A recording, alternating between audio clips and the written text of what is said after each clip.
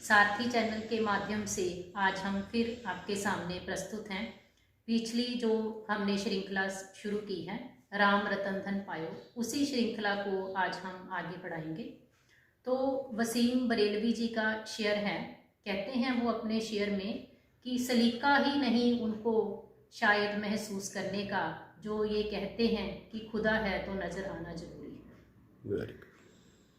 इसी तरह भगवान तुलसीदास अपनी रचना में कहते हैं कि जय भगवंत अनंत अनाम्य अनग अनेक एक करना। तो कहते हैं कि जो परमात्मा है वो अनंत है। तो उसी अनंत की चर्चा को आज हम आगे बढ़ाएंगे। हमारे साथ हैं परम पूज्य श्री धनवंत सिंह जी।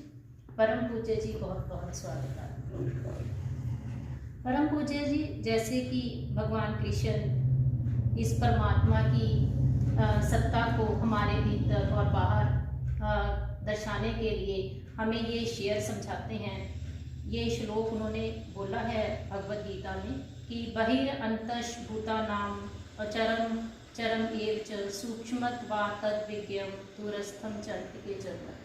कहते हैं कि जो परमात्मा है वो हमारे भीतर भी है, बाहर भी है, अंदर भी है और दूर भी है, नज़दीक भी है। तो आज आप हमें इसी श्लोक को समझाने की कृपा। ये जो परमात्मा की परिभाषा चाहे वो कृष्ण भगवान जी ने दी है, चाहे किसी भी संत महात्मा पैगंबर ने दी है, वो सबकी एक से टैली कर दिया, कोई डिफरेंस नहीं, क्योंकि परमात्मा एक ही है। परमात्मा के गुण सब में एक ही से है और वो संत के माध्यम से दुनिया में प्रकट होते हैं।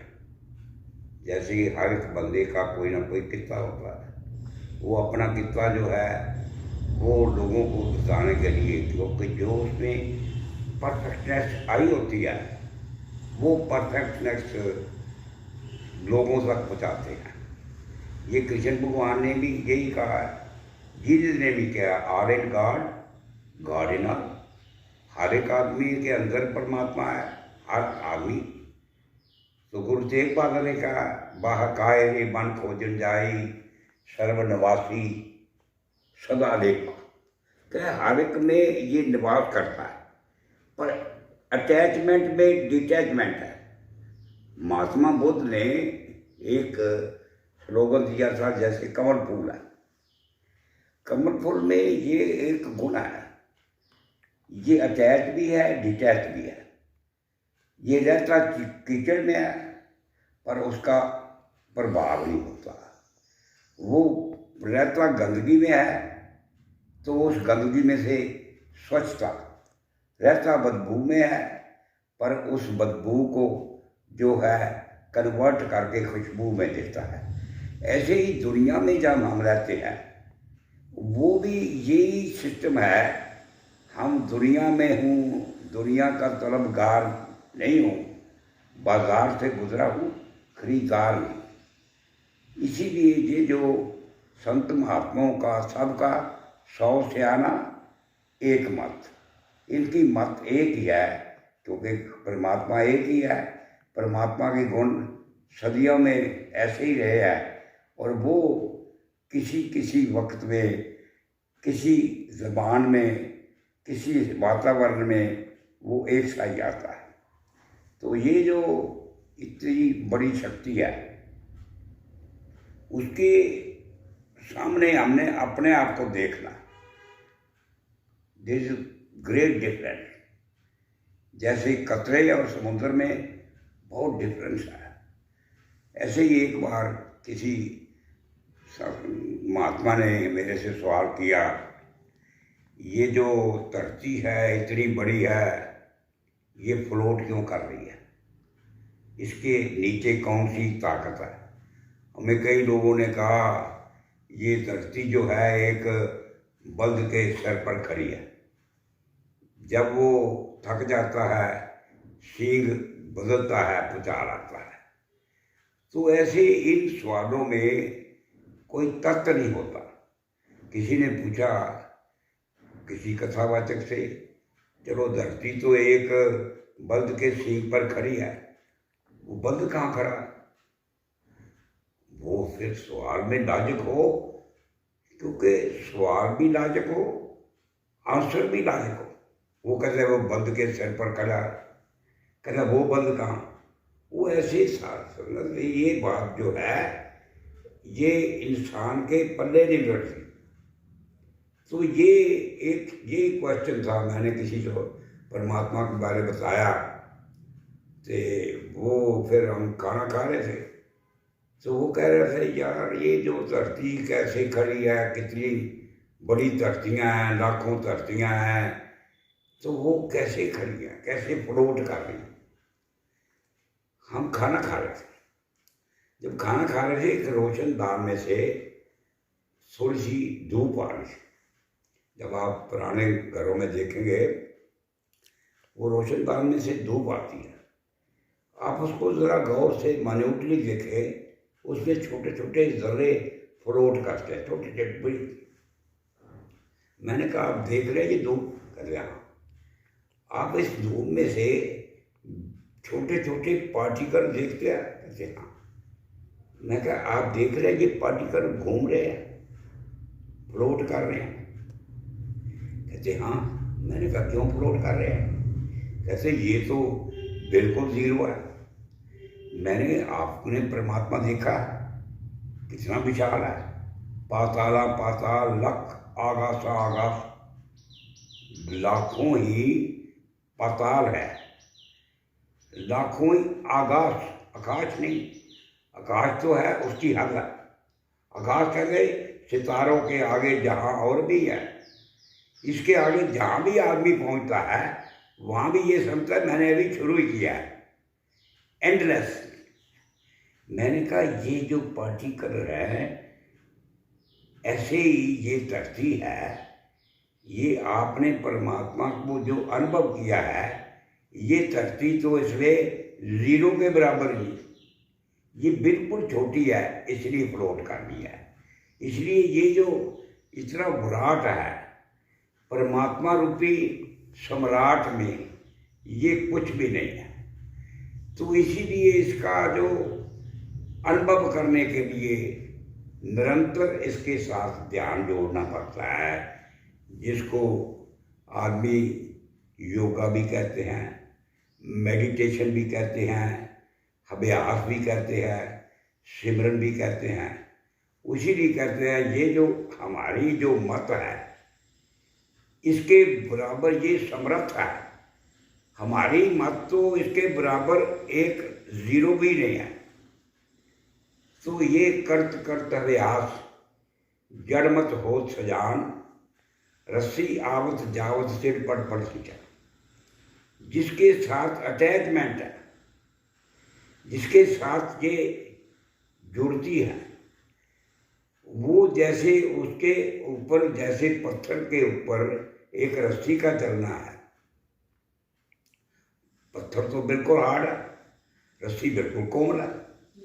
उसके लिए जो बार बार हम पुराने ज़माने में कुएं में से कोई पानी निकालते थे, रस्सी बांधते थे, वो जो उसका जो ऊपर का हिस्सा था वो पत्थर था, वो जैसे बार बार जाते थे वो अपनी जगह बनाता है।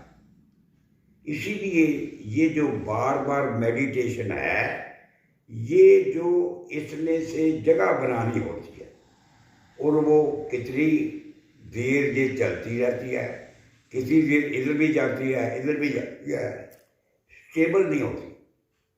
इसको स्टेबल करना है। दो बातें कही हैं इसमें, एक तो है भी जो पानी में मीन प्यासी रे, मुझे सुन सुन आवत हासी रे। एक ये है जो पानी में मीन प्यासी भी है, दूसरी है गुण गोविंद गायो नहीं जन्म कार्त की, को नानक हर भजमना जय बिज जल को में। कहते बिजी है, इसको बार बार जो मच्छी का है, उठना भी पानी में है, बैठना भी पानी है, सोना भी पानी में है, जागना भी पानी में है, खाना भी। कहते ऐसे कोई भी आपका स्वाद जो है इसकी डिटैचमेंट से खाली ना हो। योगा ये कहते हैं हमने इस अनहद को हद में बांध दिया कि हम कुछ समय के लिए अटैचमेंट रखते हैं। वो ये सोचते हैं जिसके साथ आप थोड़ी देर के लिए अटैचमेंट रखते हैं, आप थोड़ी देर अटैचमेंट रखते हैं, ये तो 24 आवर जुड़ा हुआ है। जिसके साथ कुछ समय के लिए जाते हैं, ये तो श्वास आपके साथ जुड़ा हुआ है। ये जो बराबरी होती है उसके लिए बड़ा टाइम लगता है। इसके लिए बार बार भी जितनी भी संस्थाएं हैं वो कहते हैं मेडिटेशन करो। ये मेडिटेशन जो है ये हर की अलग अलग है। योगा जो होता है हठ योग भी है, सहज योग भी है, राज योग भी है। तो जो कबीर साहब कहते हैं जो मेरी योगा है वो साधो सहज समाधि वाली ऑटोमेटिक है, 24 आवर है, उठता बैठता सोता जागता हर वक्त। ये एक सहज समाधि है। कहते भी साधो सहज समाधि परी गुर कृपा जिस नरते के लिए मन की उन्नतना।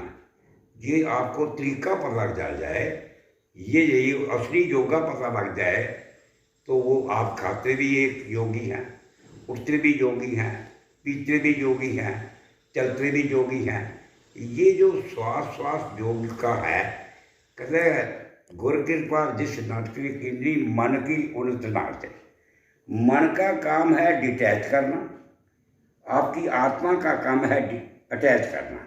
ये दोनों अपने पैर में चल रहे हैं, ये आपको तोड़ता है, ये जोड़ते हैं। फिर कहते हैं मेरी योगा कैसे है, आँख ना मूंदूं, कान ना रूंदूं, काया कष्ट न तारूं, खुले नैन में आसस देखूं, रुंदर सुंदर रूप निहारूं। ऐसे लोग कहते भी मेडिटेशन करने के लिए आपको आंख बंद कर, कानों में उंगलियां दे लो, सारी तरह से डिटैच कर दो। मैं इंग्लैंड में गया तो मैंने कहा ये तो वो कहता है आंखें खोल के करो। कहते आंखें खोल के कैसे करते हैं मेडिटेशन? मैं कि आंखें खोल का मतलब है हजारों आदमी आपको भीड़ में नजर आते हैं, एक आदमी को तुम जानते हो, उन हजारों आदमी से कौन नजर आएगा? जिसको आप जानते हैं। ये आंखें खोल कर डिटैचमेंट। हजारों आदमी आवाज लगा रहे हैं, किसकी आवाज सुनेगी? जिसको हम जानते हैं। सदियों से तू नींद मस्तियां दी सदियां तो सौ रहा है, मैं इसकी कहानी तेनू सुना रहा। ये तेरी अटैचमेंट आ ईश्वर अंश जीव अविनाशी चेतन अमर है सहज रथ है। ये अर्जुन शरीर रथ है, आत्मा रथी है। ये कब की है? दिन सुनारायण वेद नहीं शास्त्र तहाँ बसे नंकारा। कहते दिन नहीं थी रात नहीं थी।